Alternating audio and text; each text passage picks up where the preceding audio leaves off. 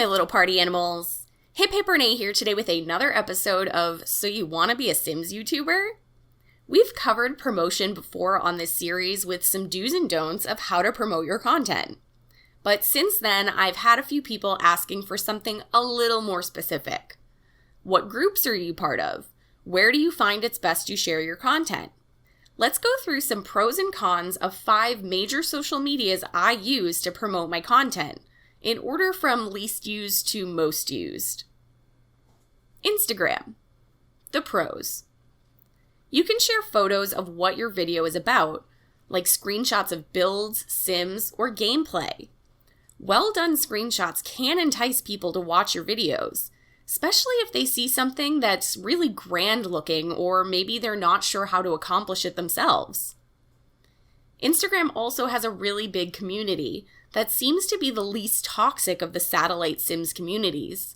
I may be in the minority here, but I've never received a negative comment on any Sims post I've ever made.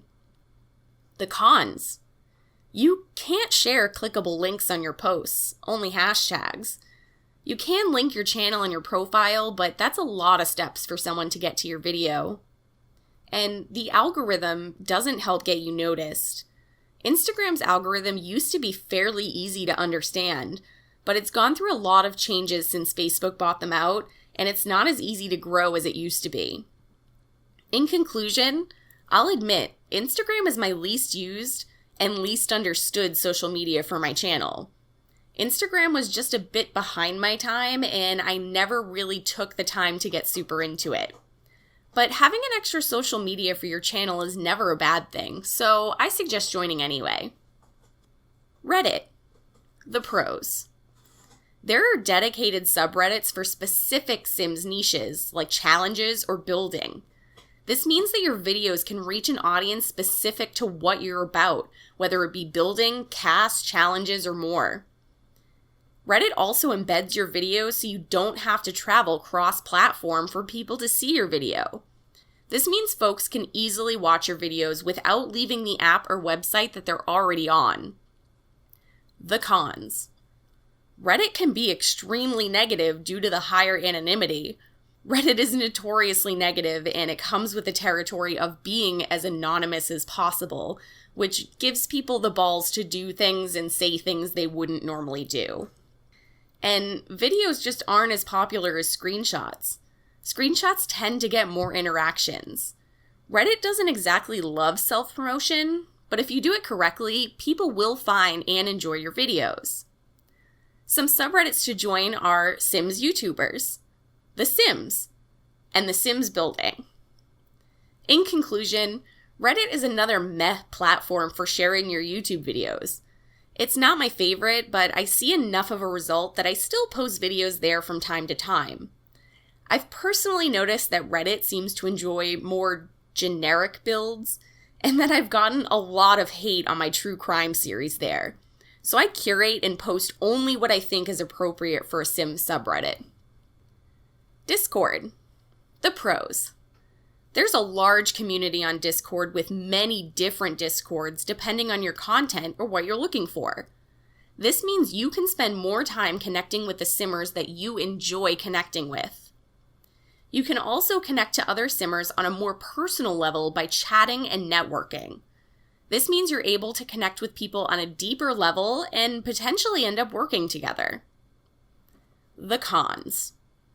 Sometimes communities can form cliques, and you can feel like an outsider. Just like joining a new school, sometimes it's hard to break into an established Discord server without feeling a little left out. It's also hard to jump into conversations due to time differences and people chatting at different points in the day. Discord isn't a great way to have an in-depth, linear conversation unless you move your chat into DMs, so it can be hard to keep track of sometimes. Some Discords to join are the Plumbob Academy and the Simmer Society. In conclusion, I really enjoy Discord, but I also forget about Discord constantly. It's one of those platforms that I tend to go on more when I need to contact someone specific that I know uses it a lot. But within Discords, it is fun to connect with other creators on a more personal level and get to know them. If you're looking to meet and network with other simmers and creators, Discord's definitely a spot you don't want to miss out on. Twitter. The pros. There is a huge Sims community and direct communications from the Sims team and the Sim gurus. This means you're going to see Sims news as soon as it releases if you're following the right people. Also, there are many accounts you can tag in order to have them retweet your videos and posts. This is going to increase the size of your audience and give you ways to meet new creators. Cons. As with all communities, Twitter can be toxic. Lots of drama unfolds on Twitter. It is what it is. What did you expect when we invented the internet? It's also easy to feel like you get lost in the sea of simmers when just joining. It takes time to get noticed, but if you're persistent, you'll definitely make some new friends. Some of the accounts to tag are SSY-Sims, the Sims Creator Community, Sims Federation, Simmers Digest, and the Plumbob Academy. In conclusion, it honestly hurts me to put Twitter only at second place because it really shares the top spot on this list. Twitter has so many different uses and functions. Half of my time is spent on Twitter DMing and chatting with my Sims friends. But posting your videos and just random thoughts to Twitter is a great way to meet and connect with other creators. Just don't be sliding into people's DMs asking for a sub. Facebook. The pros. There is an absolutely massive simming community with groups for just about every type of player available on the platform. Groups can be highly curated or extremely broad, meaning you're going to get more value out of Facebook by being in more groups. The cons. Facebook can be especially negative, especially when taking sim shaming groups into consideration, but again, it's the internet. Group rules are also different for every single group because they are run by, just regular people. It can be hard to keep track of if you don't pay attention, so make sure you read the rules of your groups before posting. Some Facebook groups to join are, of course, Sim streamers and YouTubers, Sims 4 Builders Official, the Simmers Society, the Sims 4 Community, and the Sims Rebels. In conclusion, Facebook is by far my favorite social media to promote my videos on. Everyone laughs and says Facebook is for old people. But do you know who has time to watch Sims videos? Old people. Facebooks are run by members and go from highly niche like the Sims 4 Builders to extremely broad like the Sims 4 Community. Facebook groups are huge, containing as many as 20 to 50,000 members.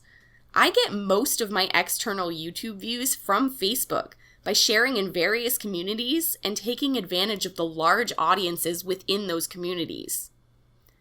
And that's it. Those are my thoughts on the top 5 social medias I use for my YouTube channel. What social medias do you use? Are there any out there you found to be particularly successful for you? Or maybe there's something I haven't mentioned. In any case, thank you so much for joining me today.